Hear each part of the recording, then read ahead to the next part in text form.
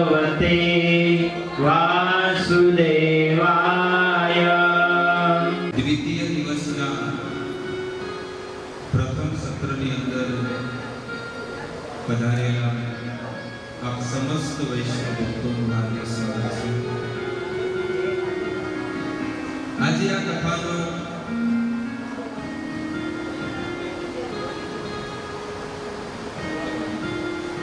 હરે કૃષ્ણ રાધે કૃષ્ણ.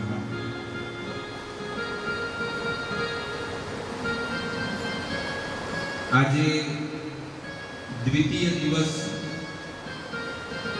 નો પ્રથમ સત્ર આપણે પ્રારંભ કરવા જઈ રહ્યા છીએ.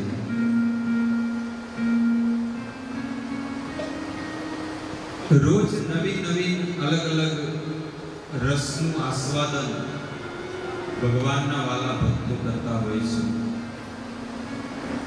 ગઈકાલે આત્મદેવ બ્રાહ્મણની કથા આપણે સાંભળી કે એને જીવનમાં મનુષ્ય જીવન તો મળ્યું, પણ એવી પત્ની મળી એટલે એનું જીવન નરકની સમાન બની ગયું. માટે જો જીવનમાં પત્ની જો સારી મળી જાય ને તો એને આ પૃથ્વી પર વૈકુંઠ છે. અને પત્ની જો જેને કર્કશા, મારા ગુરુ મહારાજ કહે છે કે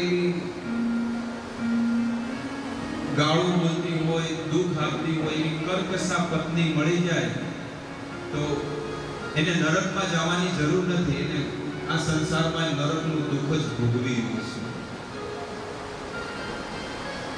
આ સંસારમાં મનુષ્ય ઉપર ઉઠવા માટે 4 પુરુષાર્થ કરે છે, જે દરેક વ્યક્તિ જાણે છે: ધર્મ, અર્થ, કામ અને મોક્ષ. આ 4 કાર્ય દરેક વ્યક્તિ કરવા માંગે છે કે મારા જીવનમાં પણ આ વસ્તુ થાય અને હું અને મારા વંશજોની સદગતિ થાય. દરેક વ્યક્તિની ઈચ્છા કરે કે હું અર્થ કમાવું. અર્થ એટલે કે પૈસા. દરેક વ્યક્તિઓ વિચાર કરે કે હું અર્થ એટલે કે પૈસા કમાવું. અને જ્યારે પૈસો માણસની પાસે બહુ વધી જાય એટલે પૈસો વધે તો શું થાય? કામ. ધર્મ, અર્થ, કામ, મોક્ષ. જ્યારે માણસની પાસે પૈસો વધે એટલે કામ જાગે કે હવે પૈસાને ક્યાં લગાડવું. એટલે બંગલા બનાવે, ગાડીઓ લાવે, અલગ અલગ પ્રકારની પહેરવાની, ખાવાની બધી વસ્તુઓને, શરીરને સુખી કરવાની જે વસ્તુઓ છે એ સંસારમાં બધી ભેગી કરે. જ્યારે સંસારની વસ્તુઓ ભેગી કરે, કામનાઓ બહુ બધી જ્યારે વધી જાય અને એ બધી વસ્તુ એ માણસની પાસે આવી પણ જાય, પણ એ માણસને પછી કંટાળો આવે કે આ સંસારની બધી વસ્તુઓ ભોગવી નાખી પણ મને સુખ મળ્યું. ત્યારે એ જીવાત્મા શાસ્ત્રની શરણમાં જાય, વેદોની શરણમાં, અને એની અંદર લખેલું છે કે આનાથી પણ ઉપરનું સુખ છે, સ્વર્ગની અંદર સુખ છે. અને સ્વર્ગમાં જવા માટે એને ધર્મ કરવો પડશે. અર્થ તો કમાણો, પૈસા કમાણા. કામ એટલે કે સંસારની બધી વસ્તુઓને ભોગવી દીધી પણ એને આ સંસારમાં સુખ અને તૃપ્તિ ન મળી, એટલે એ જીવાત્મા ધર્મ તરફ વળે કે હવે મારે ધર્મ કરીને સ્વર્ગમાં જવું છે. અને સ્વર્ગમાં જાય અને સ્વર્ગમાં અપ્સરાઓની સાથે, ઉર્વશી, રંભા, મેનકા આવી અલગ અલગ અપ્સરાઓની સાથે એ સુખ ભોગવે, અમૃતનું પાન કરે, અલગ અલગ પ્રકારના સુખ ભોગ કરે. પણ એ જીવાત્માને લાગે કે અહીંયા કાંઈ નથી. સ્વર્ગમાં પણ જાય પણ ત્યાં પણ કોઈ પ્રકારનું સુખ માણસને મળતું નથી. એટલે એ માણસ પાછો ક્યાં આવે? ફરીને ક્યાં આવે? પાછો પૃથ્વી પર પાછો આવીને જન્મ લે. અને જૂનાગઢના જે નરસિંહ મહેતા તો કહે છે, એ પુણ્ય કરી અમરાવતી પામ્યા, પુણ્ય કરી અમરાવતી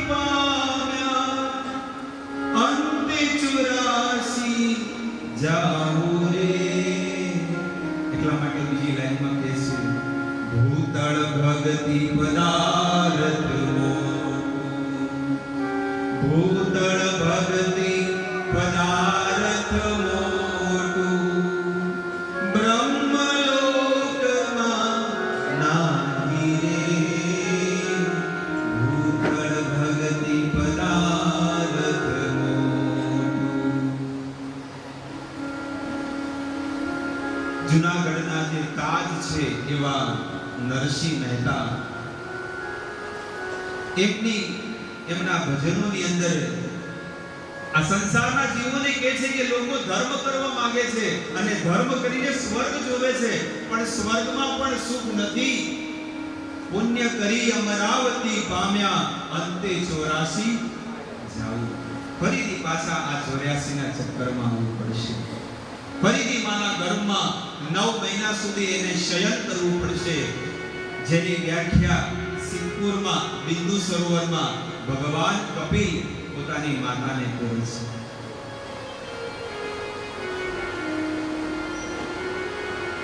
જ્યાં સુધી આપણું પુણ્ય હોય ત્યાં સુધી સ્વર્ગમાં રહેવા મળે, અને પુણ્ય સમાપ્ત થાય એટલે પાછા અહીંયા.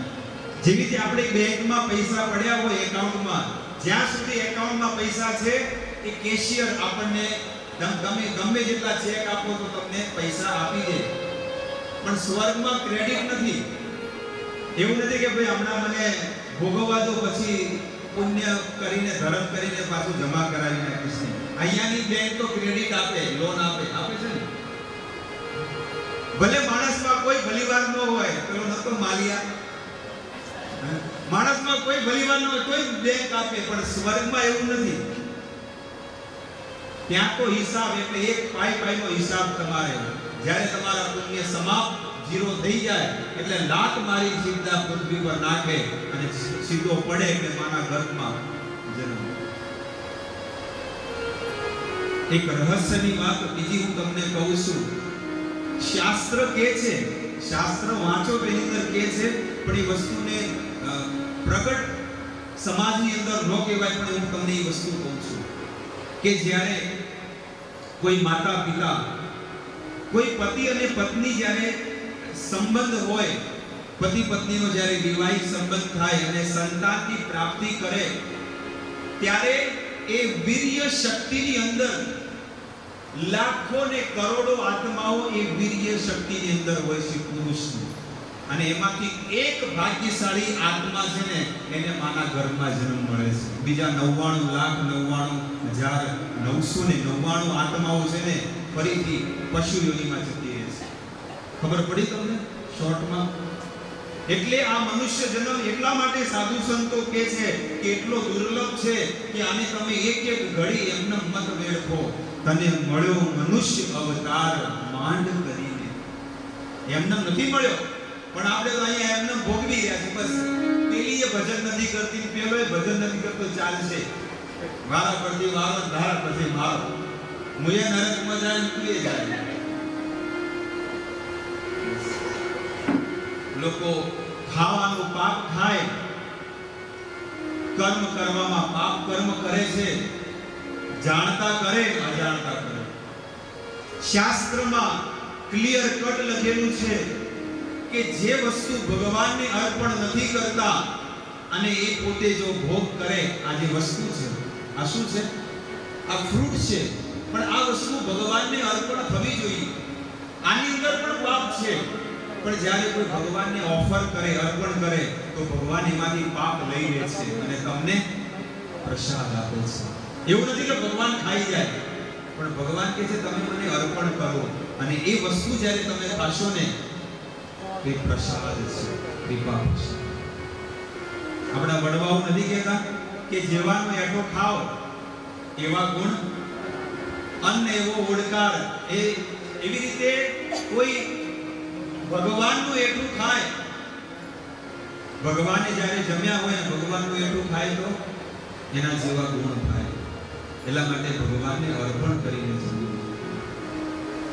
તો હું ધર્મ ઉપર બોલી રહ્યો હતો કે સૌથી પહેલું છે આપણું કર્તવ્ય કે એને અર્થ એટલે પૈસો કમાવવો પડે. બધા કમાય છે, રવિવારે ચાલુ હોય, રવિવારે ચાલુ જ હશે કામ ધંધા. તો અર્થ કમાય અને પૈસો કમાય એટલે મોલમાં અને અલગ અલગ માર્કેટમાં જઈને શું કરે? એ અર્થ એટલે પૈસાને ભોગ કરવા માટે શોપિંગ સેન્ટરોમાં, મોલમાં, હોટલોમાં જાય અને એ કામનાઓ એની પૂર્તિ કરે અને એના પછી એનાથી પણ તૃપ્તિ ન થાય એટલે એ ધર્મ તરફ વળે છે કે મારે હવે ધર્મ કરવો છે. અને ધર્મ કરીને પણ એ સ્વર્ગમાં પણ જાય પણ તોય સ્વર્ગમાં પણ એને સુખ મળતું નથી. ત્યારે છેવટે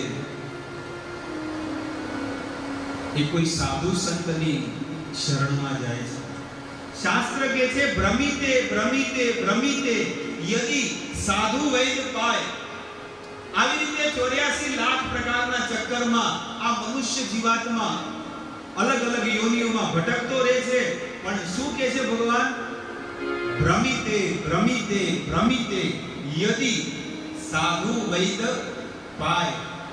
સાધુઓનો સંગ મળે અને આવી પવિત્ર શ્રાવણ માસમાં કદાચ કોઈ ગુરુના સાનિધ્યમાં જો ભગવાનની કથા એને પ્રાપ્ત થઈ જાય ત્યારે એને જીવનનું લક્ષ્ય ને ખબર પડે કે અરે રે, મને મનુષ્ય અવતાર ભજન કરવા માટે મળ્યો, ભક્તિ કરવા માટે મળ્યો, પણ મેં તો એમનેમ આ મનુષ્ય દેહને વેડફી નાખ્યો.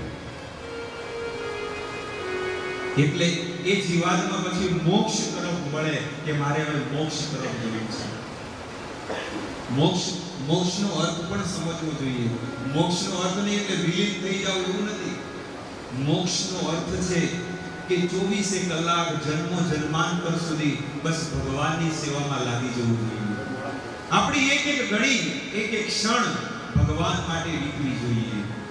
અને જેનું જીવન ભગવાન માટે વીતે છે એને ડરવાની કોઈ જરૂર નથી. અને જેનું જીવન ભગવાન માટે નથી વીતતું ને નિશ્ચિત લખી લો એ જીવાત્મા ડરશે. છેલ્લે છેલ્લે મરે ને એટલે ડરે. જેને જીવનમાં ભજન ન કર્યું ને ડરે.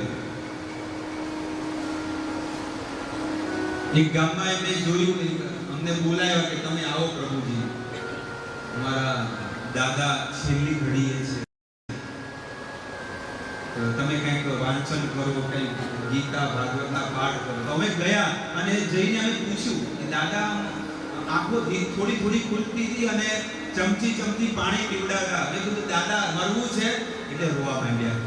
ના, મારે મરવું નથી. 80 વર્ષની ઉંમર હતી એમની, પણ કે મારે મરવું નથી. મેં કીધું કેમ? હવે મર્યા પછી ક્યાં જઈશ?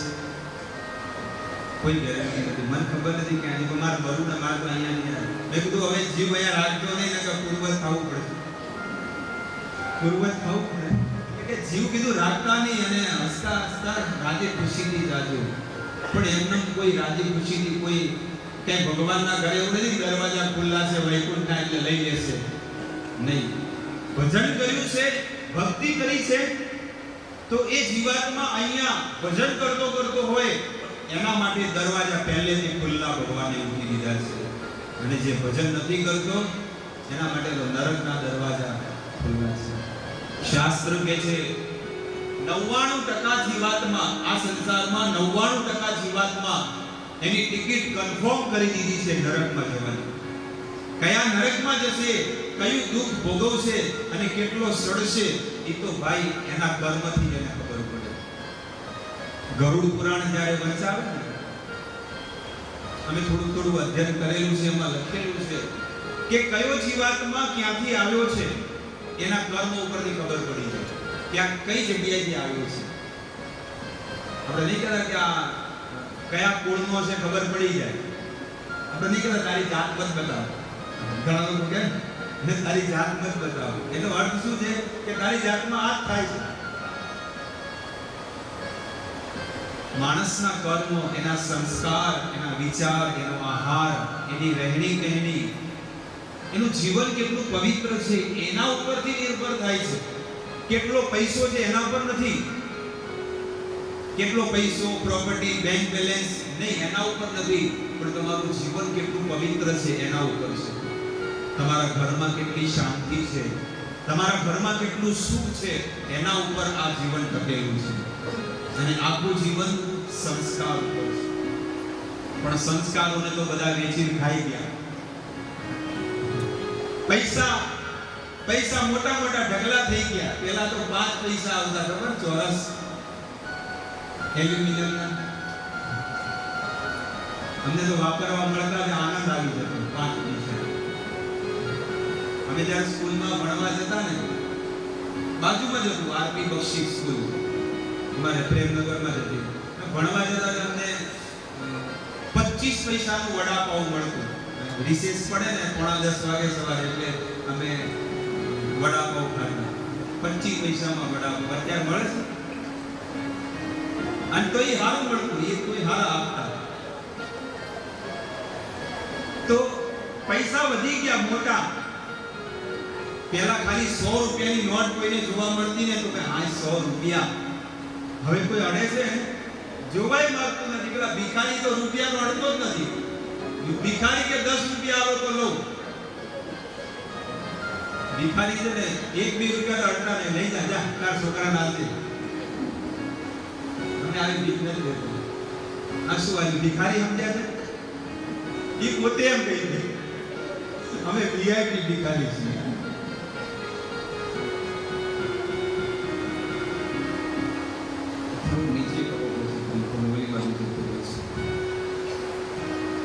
કોણ સેટ કરવા આવ્યું છે? બરોબર કામ અને મોક્ષ ઉપર આપણે હમણાં ચર્ચા થઈ.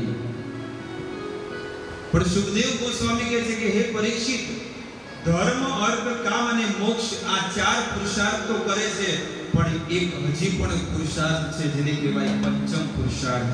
અને એ પંચમ પુરુષાર્થ કયો છે? ભગવાનનો કૃષ્ણ પ્રેમ પ્રભુ. આ ભાગવત જે છે ને, ભાગવત સાંભળવું એ જીવાત્માનો પંચમ પુરુષાર્થ છે. અને એ વસ્તુ આપણને અહીંયા મળી રહી છે. આપણે ખુરશીઓ છે ને ઓછી છે, એટલે જે લોકો નો જ બેસી શકતા હોય નીચે, એ લોકો જ ઉપર બેસે. હા,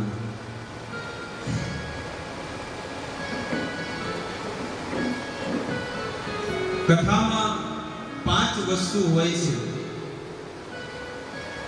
સુખદેવ ગોસ્વામી જ્યારે કથા કરી રહ્યા હતા ત્યારે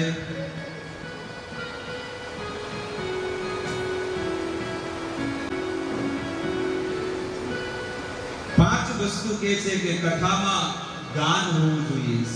સૌથી પહેલું શું હોવું જોઈએ? ગાન. અને બીજી વસ્તુ કહે છે જે વસ્તુ આપણે સાંભળીએ છીએ એનું જ્ઞાન પણ હોવું જોઈએ. ત્રીજી વસ્તુ કહે છે કથામાં ધ્યાન હોવું જોઈએ.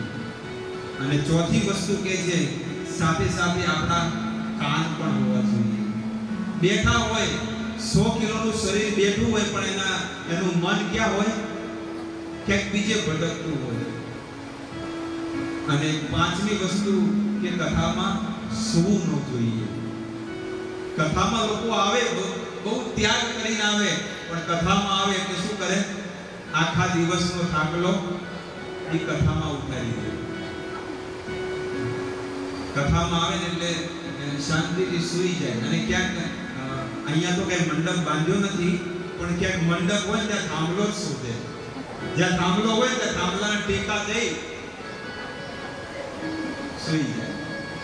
અને અમુક લોકો સૂવે એટલે મોઢું ખોલું રાખીને, મોઢું ખુલ્લું રાખીને છે ને સૂવાની આદત હોય. તો કથાની અંદર ક્યારે સૂવું ન જોઈએ. જે કથામાં સૂવે એનું પણ વર્ણન કરેલું છે કે કથામાં ઊંઘવું નથી. સતીજી કથામાં સૂઈ ગયા અને એમને મરવું પડ્યું. દક્ષ પ્રજાપતિના યજ્ઞની અંદર એમને શરીર ત્યાગ કરવું પડ્યું. તો કથામાં સૂવું ન જોઈએ. એક દીકરી પ્રતિ દિવસ, આવો શ્રાવણ મહિનો હતો અને ભગવાનની કથા,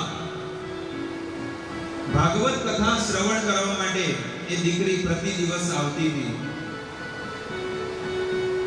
એના પિતાને કહે છે કે બાપા તમે પણ કથા સાંભળવા આવો, બહુ સુંદર ભાગવત થઈ રહ્યું છે, તો તમે આજે છેલ્લો દિવસ છે કથાનો, તો તમે આવીને આનો લાભ લો. પણ પિતાને તો છે ને કથામાં કોઈ રસ ના આવ્યો, પણ જઈને કથામાં જઈને સૂઈ ગયા. સૌથી છેલ્લે પાછળ બેઠા અને જઈને સૂઈ ગયા. હવે કથામાં સૂઈ ગયા, પણ કથામાં છે ને કૂતરાય ફરતા હતા. બગીચો હતો કે કૂતરા ફરતા હતા, અને કાકા છે ને પાછળ સૌથી પાછળ બેસીને ભજન ગવાતા હતા કથામાં, અને મોઢું ખોલીને એ કાકા સૂઈ ગયા, અને પેલું કૂતરું હતું ને એ પગ ઊંચો કરી જવા દીધું. સરસરા અને એ કાકા પછી ધીરે ધીરે કદાચ ઊંઘ આવતી હોય તો આપણા સંતોએ આચાર્યોએ ભજન પણ ગાયેલું છે. એ ભજન આજે આપણે આ કથાની અંદર શ્રવણ કરશું. બહુ સુંદર ભજન છે, અને તમે પણ સાથે સાથે ગાજો.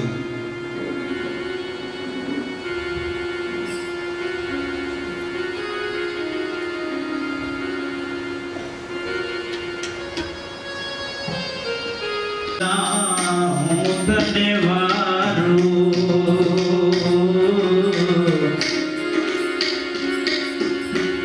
જા જા નિદ્રા હું તને વારું, તું છે નારદ તારી રે, જા જા નિદ્રા હું તને વારું, જા જા નિદ્રા હું તને વારું, તું છે નારદ તારી રે, જા જા નિદ્રા હું તને વારું.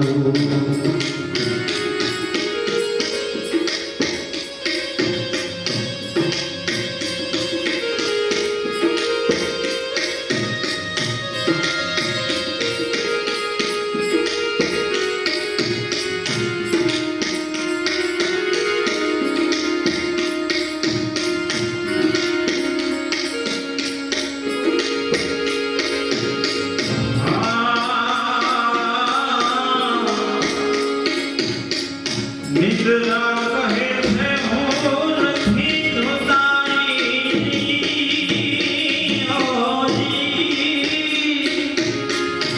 હું છું સૌની પ્યારી રે,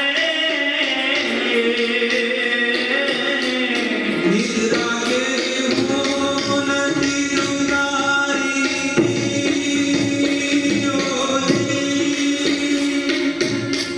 હું છું સૌની પ્યારી રે.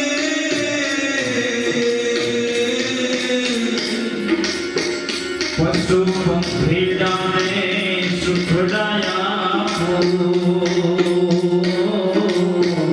પશુ પંખીડાને સુખડાયા દુઃખના દેવી તારી રે, જા નિદ્રા હું તને વારું, જા જા નિદ્રા હું તને વારું, તું છે નારદ તારી રે, જા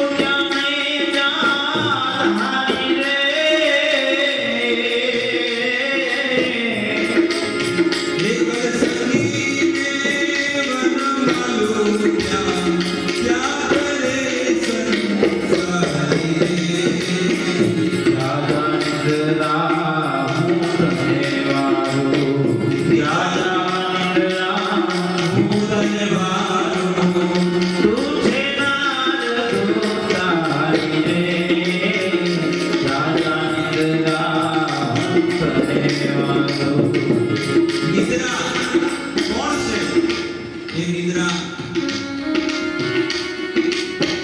નિદ્રા દેવી કુંભકર્ણની પત્ની છે. તમને બધાને તો ખબર હોય કે ન હોય. કુંભકર્ણ હતો ને એની પત્ની. અને કુંભકર્ણ પર 6 મહિના ઊંઘે અને 6 મહિના જાગે. અને જાગે એટલે પહેલા ખાવા જોવે. એમ સંસારમાં પણ લોકો જાગે એટલે ભજન ન કરે, પણ જાગે એટલે ખાવા જોવે. અને જેને જાગી ખાવા જોવે એટલે એ કુંભકર્ણ જ છે. કુંભકર્ણ જેવો ઉઠે લાવ ખાવાનું, પણ ઉઠે એટલે ઉઠીને સ્નાન કરીને ભજન કરે એને કહેવાય ભગવાનનો ભક્ત છે. પણ ઉઠીને સીધો ખાવા જોવે. અમુકને તો ઉઠી પહેલા કે ચા આપો તો મારી આંખ ખુલે. તો આવા કુંભકર્ણની પત્ની નિદ્રા અને જ્યારે યુદ્ધ ભૂમિમાં રાવણના ભાઈને જ્યારે ભગવાન રામે માર્યો, કુંભકર્ણને માર્યો ને, ત્યારે કુંભકર્ણની પત્ની એ રણભૂમિમાં આવી અને રામને કહે છે કે તમે મારા પતિને મારી નાખ્યો, જાઓ હું તમને શ્રાપ આપું છું કે તમારા ભક્તો પણ જ્યાં છે ને, હું નિદ્રા દેવી છું, તમારા ભક્તો જ્યાં આગળ તમારી કથા સાંભળશે ને એની આંખો પર, એના મસ્તક પર હું વિરાજમાન થઈ જઈશ અને એમને હું સુવડાવી દઈશ. આ નિદ્રા દેવી આપણો શ્રાપ આપ્યો. એટલે જ્યારે પણ લોકો કથામાં શ્રવણ કરવા આવે ને તો લોકો ઝોકા આવે. ઘરે ઊંઘની ગોળીઓ ખાય તો ઊંઘ ન આવે, પણ કથામાં આવે તો ઊંઘ આવી જાય. એટલે અમુક લોકો એવી રીતે કરે, ચલો ઊંઘ હારી આવે છે જે કથામાં ઊંઘી જાય. ઘરવાળા કે ના જાઓ શું વાંધો છે. એટલા માટે આ સંતોએ બહુ સુંદર ગાયું છે. જા જા નિદ્રા હું તને વારું, જા જા નિદ્રા હું તને વારું, તું છે નાદ તારી રે. જાગા નિદ્રા તને વારું. આ નિદ્રાએ તો કોઈને નથી છોડ્યા. આ નિદ્રાએ કોઈને નથી છોડ્યા. જોગીને લૂટ્યા તે તો ભોગીને લૂટ્યા. એટલે મોટા મોટા જોગીઓને પણ લૂટી નાખ્યા અને ભોગીઓને પણ લૂટી નાખ્યા. આ નિદ્રા એક એવી વસ્તુ છે ને કે જીવનમાં હરેક કાર્યમાં, ચાહે આધ્યાત્મિકમાં હોય કે ભૌતિકમાં, બધી જગ્યાએ એ નિરાશા મળશે.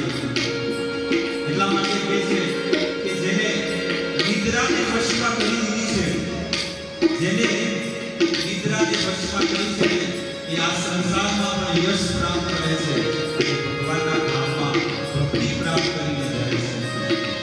જેને જીવનમાં ધન પ્રાપ્ત કરવું હોય એને નિદ્રાને વશમાં કરી